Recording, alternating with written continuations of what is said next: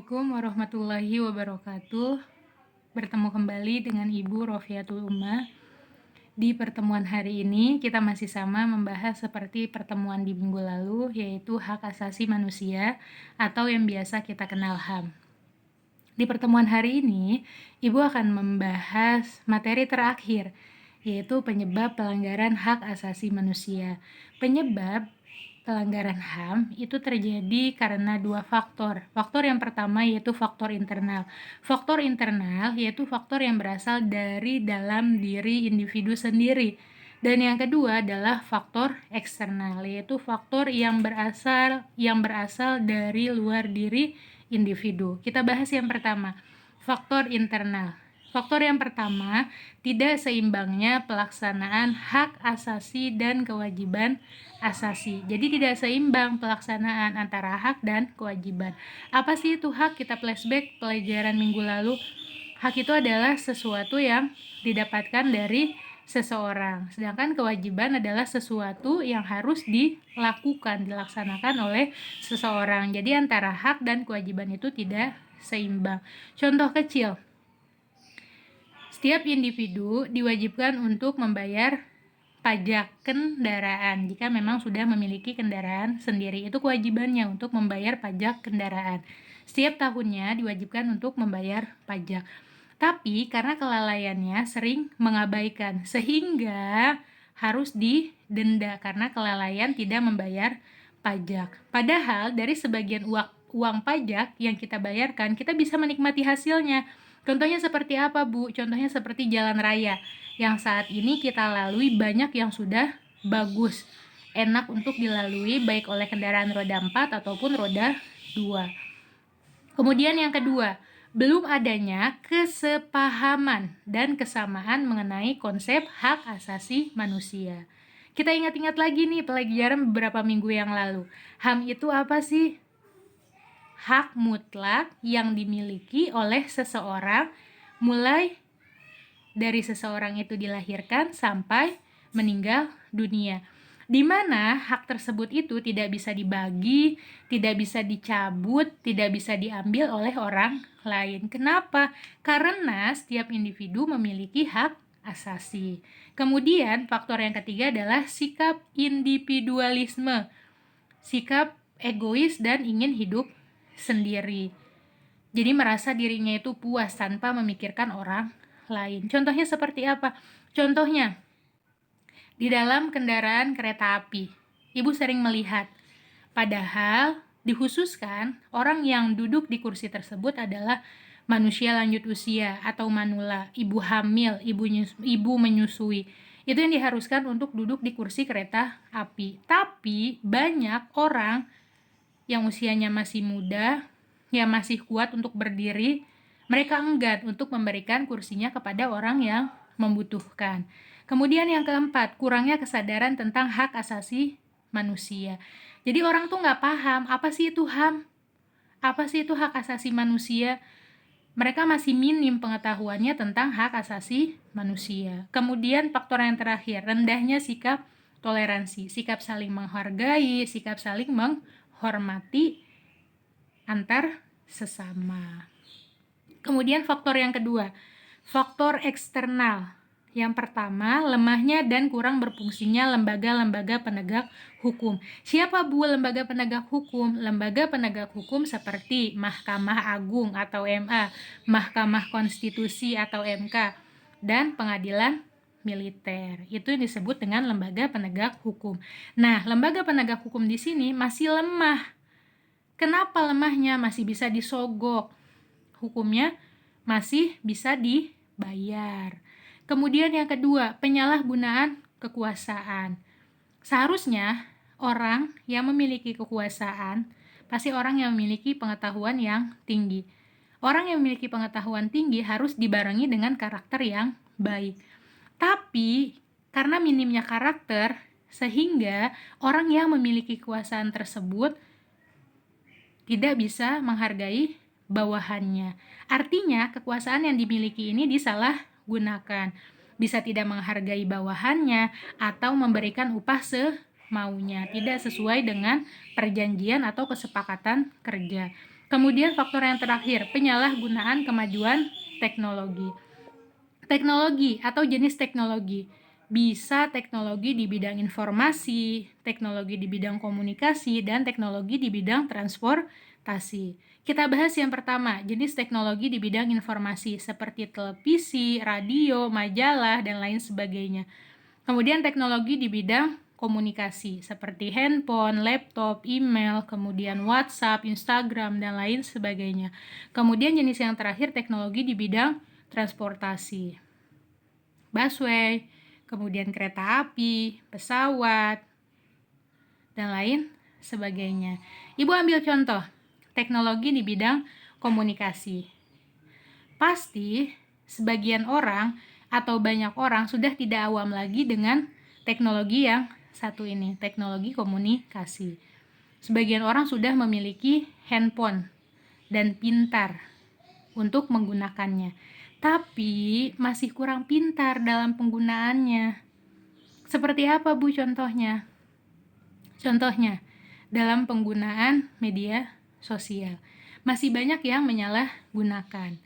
Seperti sedang kesal dengan seseorang, update status, baik di Facebook, Instagram, WhatsApp, dan lain sebagainya. Menyindir atau saling bertukar status. Sehingga menimbulkan kekecewaan bagi si pembacanya. Jangan sampai kita termasuk orang yang menyalahgunakan kemajuan teknologi. Kemudian kasus pelanggaran HAM di Indonesia. Banyak sekali kasus pelanggaran HAM di Indonesia, tapi yang Ibu ambil hanya beberapa, atau yang Ibu bahas hanya beberapa. Yang pertama yaitu adalah peristiwa Tanjung Priuk di tahun 1984. Peristiwa ini terjadi pada tanggal 12 September 1984. Peristiwa ini dipicu oleh masalah SARA, suku, agama, ras, dan antar golongan.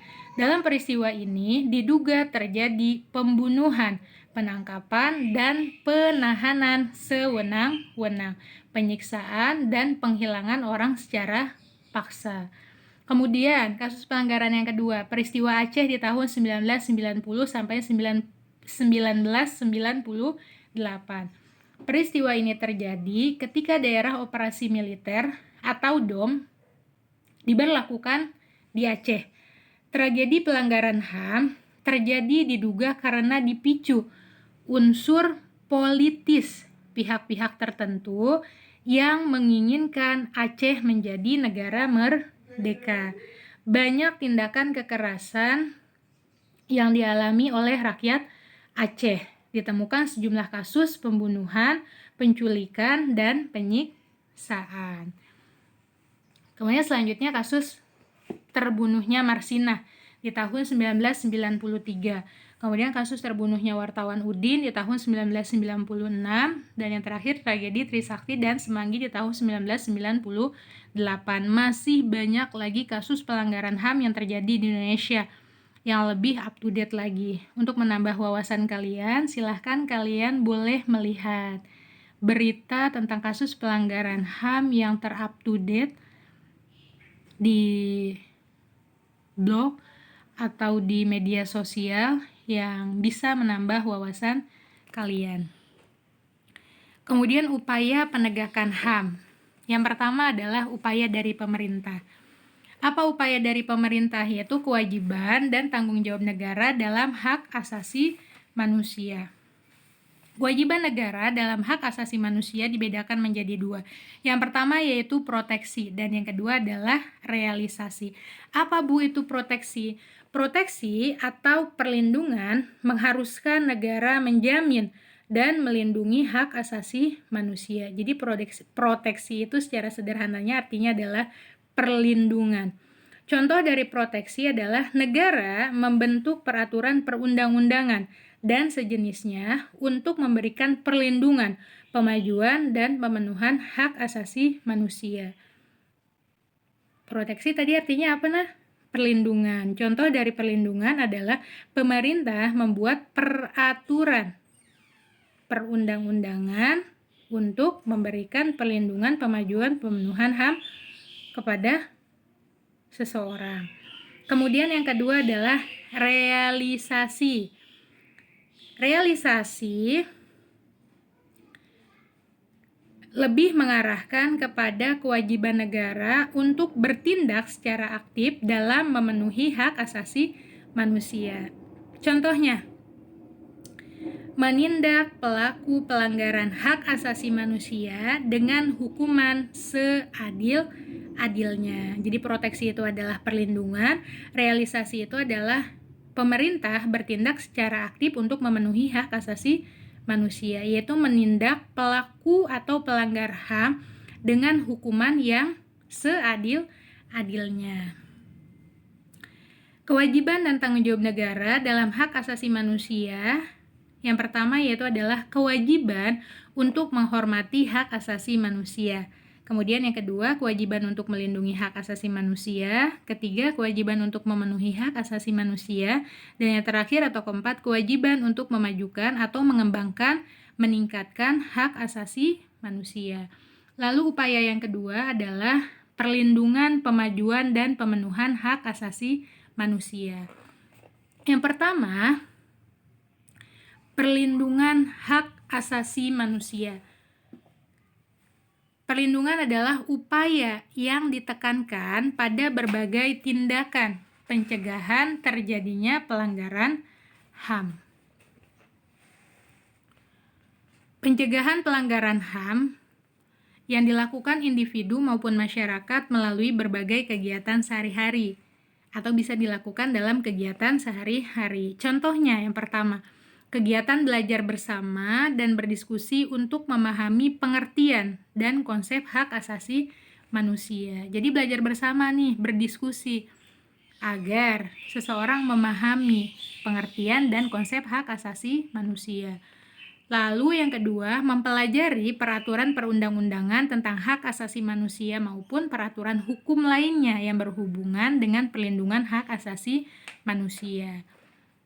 Itu cara mencegahnya. Kemudian yang kedua, pemajuan hak asasi manusia. Pemajuan hak asasi manusia merupakan proses pembangunan dan pengembangan instrumen HAM, baik secara konstitusi maupun kelembagaan. Lalu yang terakhir adalah pemenuhan HAM. Pemenuhan HAM erat kaitannya dengan penegakan hukum. Apabila penegakan hukum tidak berhasil dilakukan, tentu pemenuhan HAM tidak akan dapat terwujud. Maka dari itu, jika HAM ingin terwujud, maka penegakan hukum harus berhasil dilakukan atau ditegakkan. Oke, materi bab 1 tuntas Ibu sampaikan hari ini. Mudah-mudahan dari apa yang Ibu sampaikan, yang Ibu jelaskan kepada kalian, kalian dapat memahaminya. Tetap semangat walaupun kita sedang belajar dari rumah.